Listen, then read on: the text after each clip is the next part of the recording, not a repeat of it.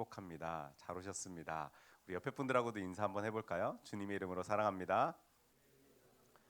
네, 주님의 이름으로 사랑합니다. 네, 잘 오셨습니다. 반갑습니다.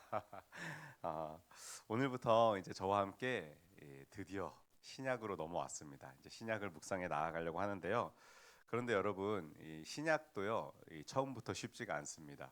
처음부터 이제 신약을 딱 시작하려고 읽으려고 시작을 했고, 또 이제 마음을 먹고 구약은 좀 기니까 신약부터는 읽어봐야겠다 하고 딱 시작을 했는데, 마태복음 1장 1절부터 17절까지 뭐가 나오는지 아십니까? 갑자기 족보가 나옵니다. 족보.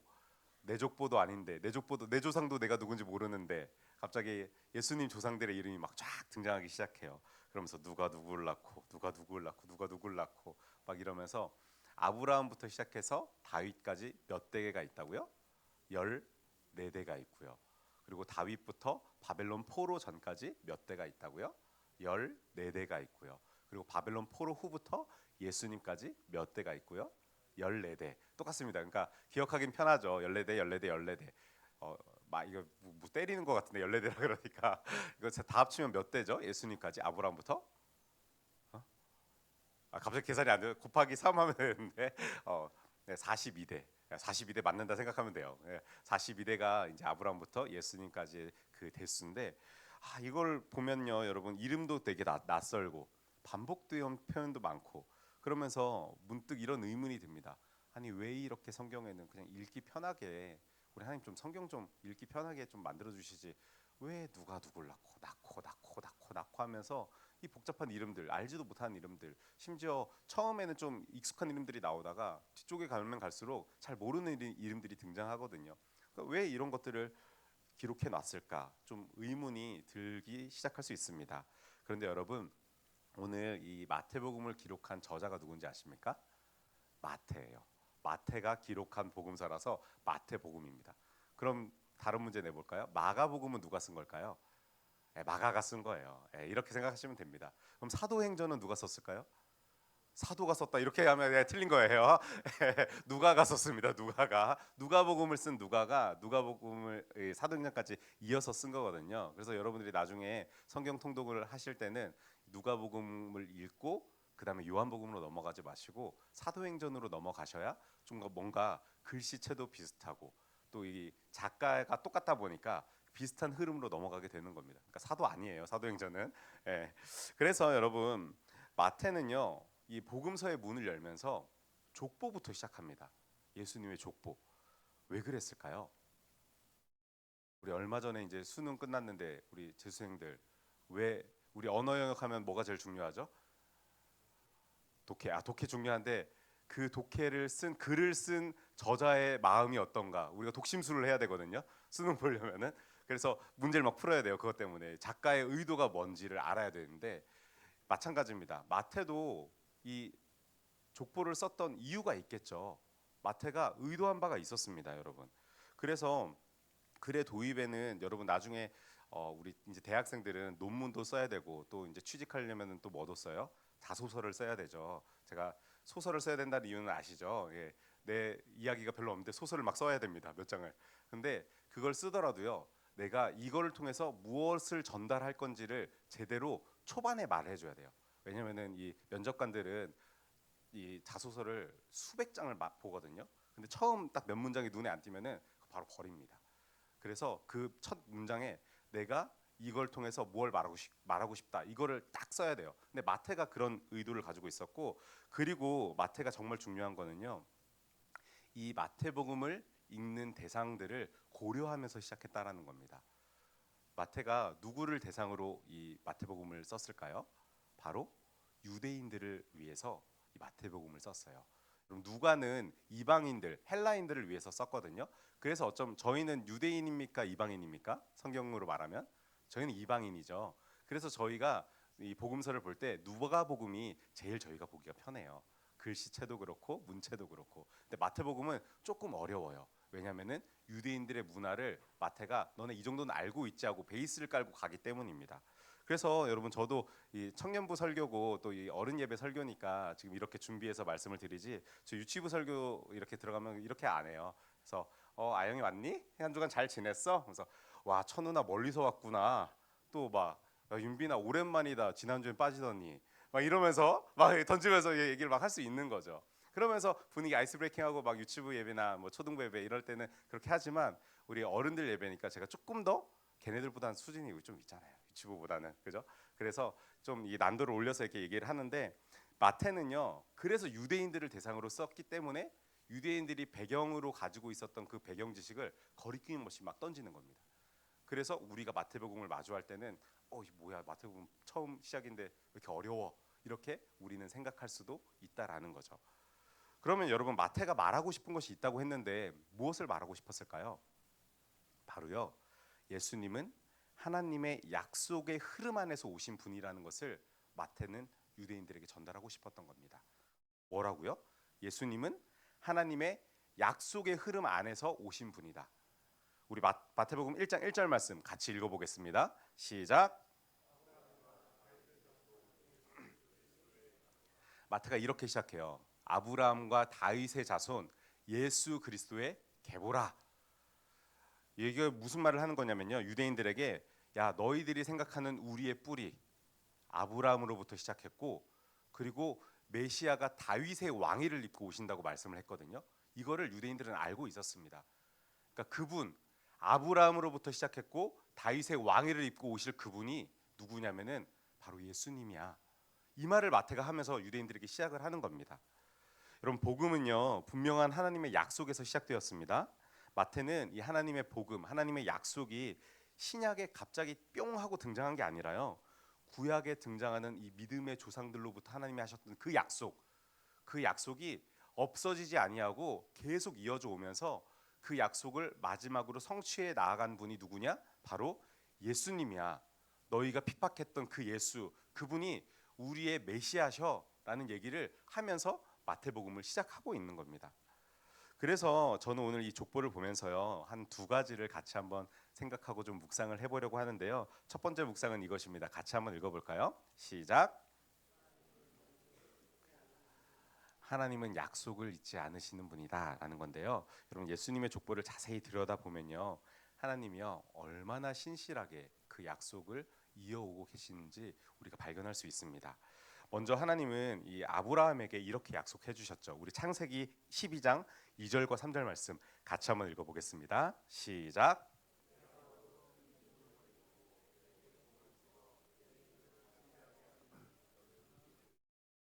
너를 축복하는 자에게는 내가 복을 내리고 너를 저주하는 자에게는 내가 저주하리니 땅의 모든 족속이 너로 말미암아 복을 얻을 것이라 하신지라. 아멘. 여러분 하나님은요 아브라함에게 12장에 아브라함이 뿅 하고 갑자기 등장하거든요. 그때 아브라함한테 이런 약속을 해주는 겁니다. 야 내가 너로 큰 민족을 이루어 줄 거야. 이 분명한 약속을 해주시는데요. 그런데 사실 여러분 하나님께서 이 아브라함에게 약속해 주셨던 때는요. 아브라함이 이미 나이가 많이 차서 자녀가 없는 노인으로 살아갈 때였습니다. 제가 이렇게 노인이라고 말하면은 에이 뭐 성경이니까 뭐 300살씩 살던데 막 900살씩 살던데 노인 정도 아니지 않을까 생각할지 모르겠지만요. 아브라함이 이 약속을 받을 때가요 75세였습니다. 75세에 자녀가 없는 노인에게 하나님이 내가 너로 큰 민족을 이루겠다라고 약속을 해주신 장면입니다. 여러분 눈에 보이는 현실로는요 이건 말도 안 되는 약속이었죠. 불가능한 약속이었습니다. 그럼에도 하나님은 그 약속을 붙들고 살아갔던 이 아브라함의 믿음을 통해서 일하기 시작하십니다. 그리고 이 약속은요 아주 수백 년 동안 이어져 오게 되는데요. 우리가 지난 2년간 구약을 쭉 함께 살펴봤던 것처럼요 여러 나라가 등장하고 흥망성쇠하고 또 이스라엘 민족이 정말로 큰 민족이 되고 그럼에도 불구하고 이들이 여전히 죄의 길을 계속 끊임없이 반복하는 상황 속에서도요 하나님의 이 신실한 약속은 결코 끊어지지 않았다라는 것입니다. 그리고 그 약속의 끝에 결국 우리 예수님께서 탄생하시는 이야기가 등장하게 됐던 것이죠. 또한 여러분 이 다윗에게도요 하나님께서는 이렇게 약속하시는데요. 우리 사무엘하 7장 16절 말씀 같이 한번 읽어볼까요? 시작. 내 앞에서 영원히 보존되고 내 왕위가 영원히 견고하리라 하셨다 하라. 아멘. 여러분 이 말씀이요 나단 선지자가 하나님께로 받은 말씀을 다윗에게 전달해 주는 이야기입니다. 무슨 얘기냐면은 하나님께서 다윗이 그 하나님을 향한 그 마음을 보고 다윗이 성전을 먼저 지으려 그랬거든요. 그런데 하나님께서 아니야, 너가 아니라 너의 아들로부터 성전을 짓게 해줄게. 그런데 네 마음 내가 기억한다. 그래서 나는 너에게 있어서 결코 왕위가 끊어지지 않도록 해주겠다 하는 약속을 하나님께서 그 다윗에게 해주시는 약속의 장면입니다. 그런데 여러분, 이 역사적으로 보면요, 다윗 왕조는요 그렇게 오래가지 않습니다. 다윗의 아들이 누구죠? 솔로몬이죠. 솔로몬까지 다윗 왕조가 이어집니다. 그리고 나라가 두 쪽이 나버려요. 그 손자 르호보암 때부터는 나라가 두 쪽이 나서 여로보암과 르호보암, 북이스라엘과 남유다의 모습으로 나라가 완전히 갈라지게 됩니다. 그렇게 끝나는 것도 아니고 북이스라엘은 아수르란 나라한테 멸망을 당하고 남유다는 바벨론이란 나라로부터 멸망을 당하고 포로로 완전히 끌려가 버리게 되죠. 그렇게 다윗 왕조는 완전히 사라졌는데요. 적어도 이 사람들의 눈에는요, 하나님의 약속이 끊어진 것처럼 보였고, 그리고 하나님의 계획도요, 실패한 것처럼 보였습니다. 그런데 여러분, 마태가 이 예수님의 족보를 딱 펼쳐놓고 보니까요, 이 포로기의 어둠 속에서도 하나님께서는 그 계보를 계속해서 이어가시고 있으셨던 겁니다. 그리고 마침내 예수님이 오심으로 다윗에게 하신 이 약속은 완성이 되었던 것이죠. 여러분, 이처럼 인간의 역사가요, 하나님의 약속을, 복음의 흐름을 끊어버린 것과 같은 그 순간에도 우리 하나님께서는 자신이 하신 그 약속을 아주 신실하게 끝까지 기억하시면서 지켜 나아가셨다라는 것을 우리는 역시 기억해야 합니다. 그리고 두 번째 묵상할 것은 이것인데요. 같이 한번 읽어볼까요? 시작. 네, 하나님은 불완전한 사람을 통해서 완전함을 이루신다라는 이야기인데요. 예수님의 족보를 이렇게 여러분 한 명 한 명 쭉 읽다 보면요, 아까 말씀드렸던 것처럼 이름만 보면은 알만한 사람들이 등장합니다. 막 아브라함이 이삭을 낳고 이삭이 누굴 낳죠? 야곱을 낳고 야곱이 누굴 낳죠? 막 시험 보는 것 같아가지고 저희 눈을 피해요. 갑자기 질문이 막 늘어나니까. 그런데 막 이렇게 처음에 막 아는 이름들 막 나오죠. 막 나오는데 그러다가 중간에 좀 생소한 이름들이 등장합니다. 그런데 또 웃긴 건 뭐냐면요. 아니, 이런 사람이 예수님의 족보에 들어갈 자격이 돼? 하는 그런 사람들까지 예수님의 족보에 등장하게 됩니다. 대표적으로는요, 이 먼저 유다와 그의 며느리 다말이라는 사람이 등장하는데요. 이게 창세기 38장에 나오는 이야기거든요. 한 장 전체가 이 유다와 다말 이야기입니다. 그래서 조금 더 여러분들이 눈에 보시기 쉽게 제가 그 유다의 가계도를 준비했는데요. 저렇게 유다가 있었고요. 유다가 가나안 사람 수아의 딸과 결혼을 합니다.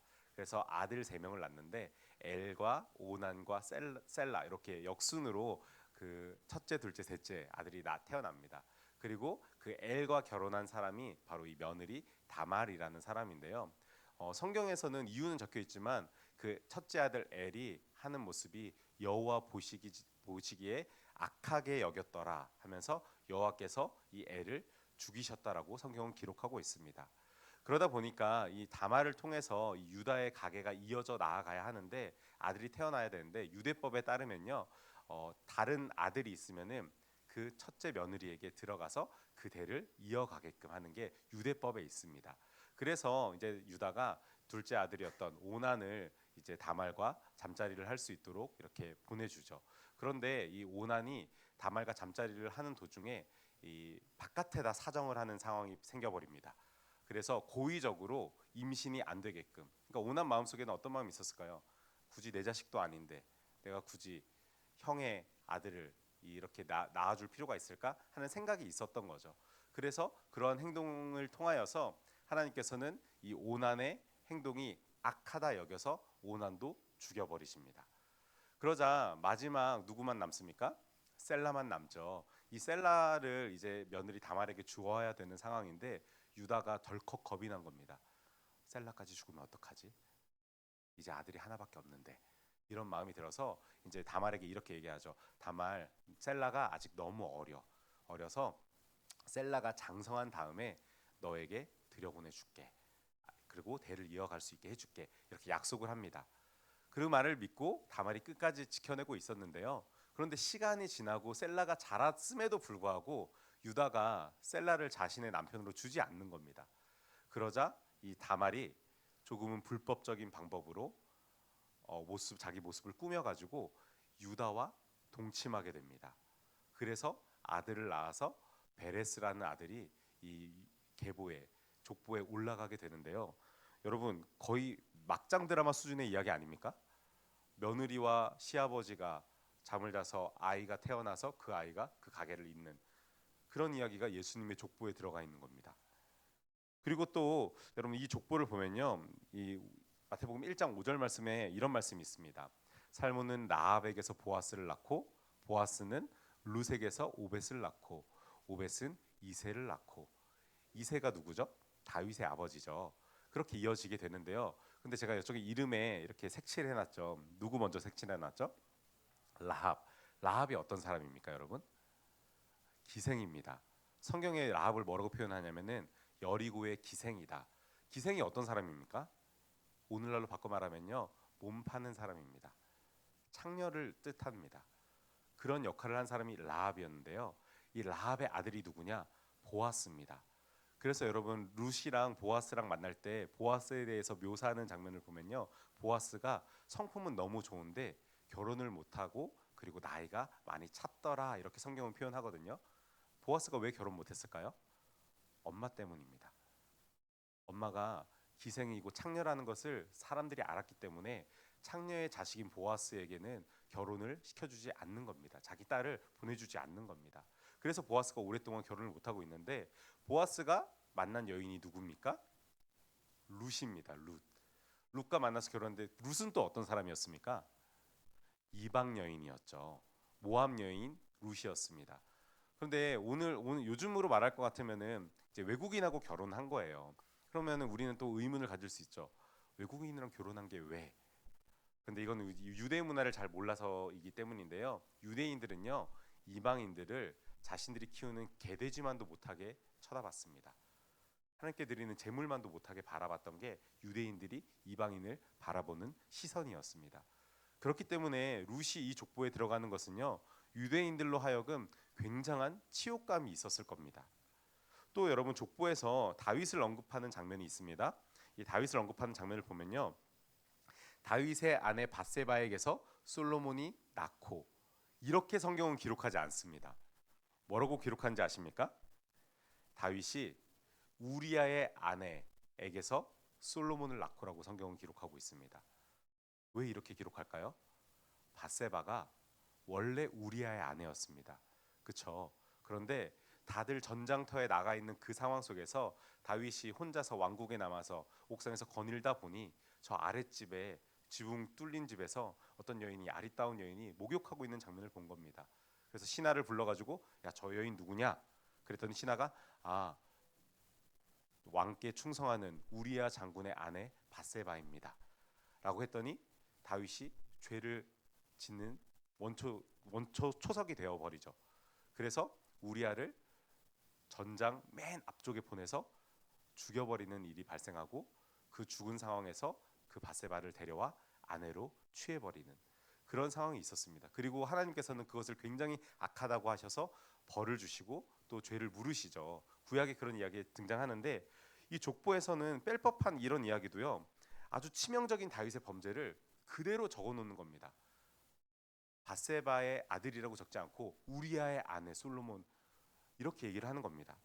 여러분 그래서 여기서는요 또 하나 한 명 더 보자면요, 유다 역사상 가장 악한 왕이라고 불리우는 므낫세라는 사람이 있습니다. 그런데 이 사람도요 이름을 빼버리지 않고 그대로 이 족보에 넣어서 기록을 하는 장면을 우리가 볼 수 있는데요. 여러분 제가 군인 시절 때 일병까지 이제 짝대기 2개 때까지 그 특전사령부 비서실에서 근무를 했었거든요. 그러니까 비서실이면은 그 사령관 3스타 그리고 참모장 1스타 이런 사람들의 그 커피 타주는 사람이었습니다. 지금도 제가 커피 되게 잘 탑니다. 예, 드시고 싶으신 분은 언제든지, 대신 믹스만, 그리고 아이스도 가능합니다. 물 조절 기가 막히게 하거든요. 왜냐면 뭐 못하면은 커피 바닥에 확 버려버려요. 그 사람들 진짜 나쁜 인간들이었는데 그렇게 제가 지금 커피를 열심히 타고 또 그 사령관실 책상 이제 먼지 다 싹 닦고 막 이제 사무일하고 행사 준비하고 뭐 그런 일을 하는 곳이 이 비서실이었습니다. 그래서 제가 한날은 이 청소를 하는데 이 특전사령부에 가면은 사령관실 앞에는요 역대 사령관 사진이 이렇게 쫙 걸려 있어요 벽면에. 이렇게 사진이 역대 사령관들이 쫙 이렇게 있는데, 근데 제가 이렇게 보면서 한 명씩 이렇게 보다 보니까 한 사람이 없는 겁니다. 누가 없냐면은 전두환이 없습니다. 전두환이 그 5.18을 촉발시킨 장본인이었죠. 근데 그 5.18을 촉발시킬 때 이 사람이 당시의 특전 사령관이었습니다. 그런데 이 사람 사진이 없는 겁니다. 그래가지고 제가 그 주임원사님께, 비서실 주임원사님께 이제 찾아가서 청소를 하다 보니까 그냥 궁금해서 이제 여쭤봐서 주임원사님 이렇게 하는데 전두환 사진이 없던데 왜 그렇습니까? 물어봤더니 진짜 한마디로 딱 잘라 말하더라고요. 쪽팔리잖아. 우리 부대의 명예를 실추시킨 사람인데 사진까지 걸어놔야 되냐? 너무 불명예스럽다 이거는. 이렇게 해서 전두환 사진이 거기에 없습니다. 여러분, 인간이요 무엇인가를 자랑스럽게 말할 때요 본능적으로 자신과 자신이 조직에게 마이너스 되는 이야기는요 빼게 됩니다. 그 얘기 하지 않습니다. 아까 자소설이라고 했지만 자소설 쓸 때 여러분 나에게 마이너스 되는 이야기를 씁니까 안 씁니까? 안 써요. 안 써야 되는 겁니다. 또 거기에서는. 그런데 이 마태는요 이 이름을 숨길 만한 사람들을요 결코 숨기지 않았다라는 겁니다. 심지어 부끄러운 사실을요 아주 공개적으로 공개할 뿐만 아니라 이들의 범죄 이력까지 이 족보에 기록하고 있는 겁니다. 그럼 마태가 이렇게 기록한 이유는요 딱 하나입니다. 바로 하나님의 약속은 완벽한 사람을 통해서 이어지는 게 아니라 오히려 연약하고 불완전한 사람들 속에서도 계속된다라는 것을 마태가 보여주고 있는 겁니다. 바로 이 약속의 끝에 예수 그리스도의 나심을 통해서 말입니다. 여러분, 정말 중요하게 기억해야 될 것은 이것입니다. 예수님의 나심이야말로요 인간의 부족함이나 실패가 아니라 하나님의 언약을 끊어버릴 수 없다는 가장 분명한 증거로서 예수님께서 이 땅에 오셨다라는 것을 우리는 기억해야 하는 겁니다. 사랑하는 우리 청년들, 그리고 오늘 예배에 오신 여러분, 우리가 삶을 살아가다 보면요 그런 자책과 낮은 자존감으로 스스로에게 이렇게 말할 때가 얼마나 많은지 모릅니다. 나는 특별한 배경이 없어서요. 우리 집에는 내세울 만한 게 없어서요. 제가 계속 실패만 해왔거든요. 제가 지금 가진 게 별로 없고 제 지금 역량이 너무 부족해서 잘 할 수 없을 것 같아요. 이런 얘기들을 스스로 되뇌이고 또 남들에게 할 때가 정말 많이 있는 것 같습니다. 저도 제 아내한테 그냥 농담처럼 이런 얘기를 했던 적이 있었는데, 아 여보, 우리 아버지가 살아계셨으면은 우리 자기 내가 포르쉐 태워줬을 텐데 막 이런 얘기를 했었거든요.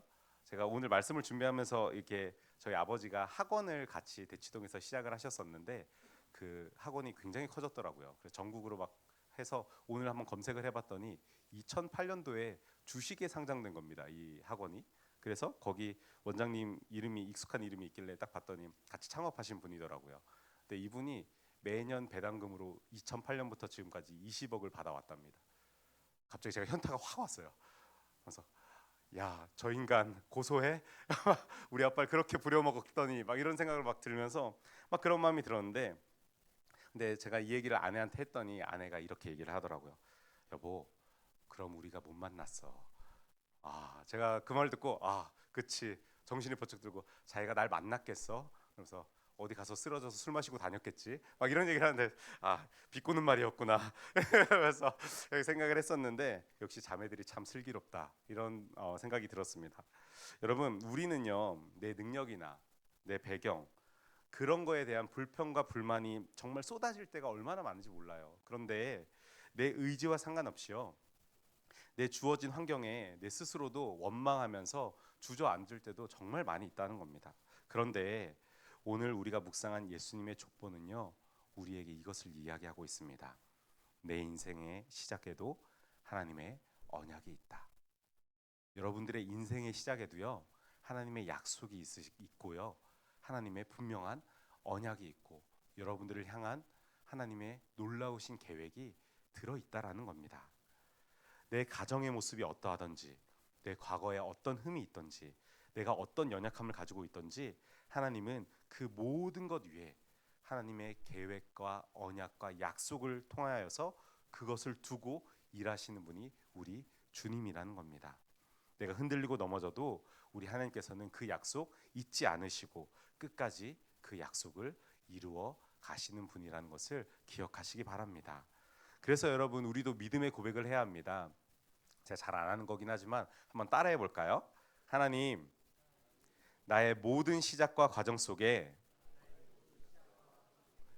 주님의 약속이 있음을 믿습니다.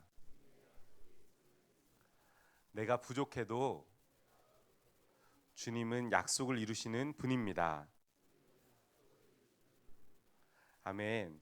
사랑하는 우리 청년들, 그리고 오늘 오신 여러분, 하나님은 저와 여러분들이 처한 그 삶의 자리에서도요, 하나님의 약속을 반드시 이어가시는 분이십니다.